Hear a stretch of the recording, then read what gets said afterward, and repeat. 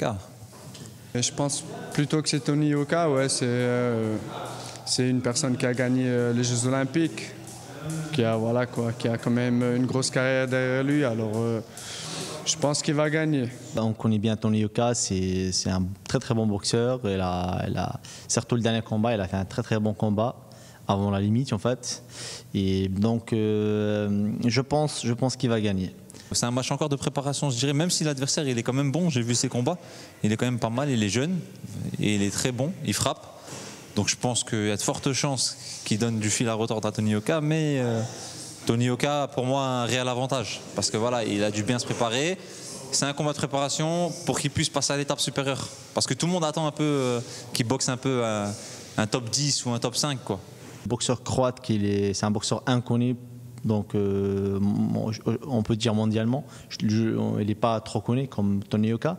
Quand on regarde Anthony Joshua, les 20 premiers boxeurs qu'il a boxé quasiment, eh ben, dans la grande majorité, c'était des boxeurs qui n'étaient même pas en top 10 ni en top 15, qui étaient classés vraiment très bas. Hein.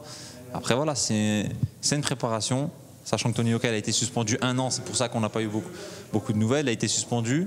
Voilà, pour des raisons diverses, X choses, mais je pense qu'il ne va pas tarder, après ce combat, à nous préparer un bon combat top 10 ou top 5. Je trouve qu'elle n'est pas super jolie sa boxe. Je pense qu'il devrait quand même, par rapport au punch aussi, trouver un... Vu qu'il est en poids lourd maintenant, je crois qu'il est en poids lourd, c'est ça? Ouais, trouver un moyen de gagner plus en punch, quoi. Un petit peu plus pour que les combats soient plus, peut-être un peu plus courts et moins ennuyeux, avec des plus gros KO, on va dire. Tony Yoka, c'est un styliste, c'est ce que j'aime chez lui, c'est qu'il a un beau style à voir. Il bouge bien pour un poids lourd. Il a été champion du monde amateur, champion olympique. C'est pas donné à n'importe qui, c'est des titres, on a tous rêvé de les avoir. Lui, il les a obtenus, voilà, c'est mérité, c'est qu'il a travaillé pour. Il a été aussi champion olympique de la jeunesse quand il était jeune, donc c'est pas n'importe quoi. Alors là, il a été plusieurs fois champion de France, il a fait ses preuves en France, maintenant il fait ses preuves dans l'Europe, il a gagné la ceinture européenne, et maintenant on attend qu'il fasse ses preuves mondiales. C'est toujours bien qu'un Français réussisse, qu'il soit en France ou ailleurs, mais c'est toujours bien qu'un Français réussisse bien, parce qu'en France, il n'y en a pas beaucoup.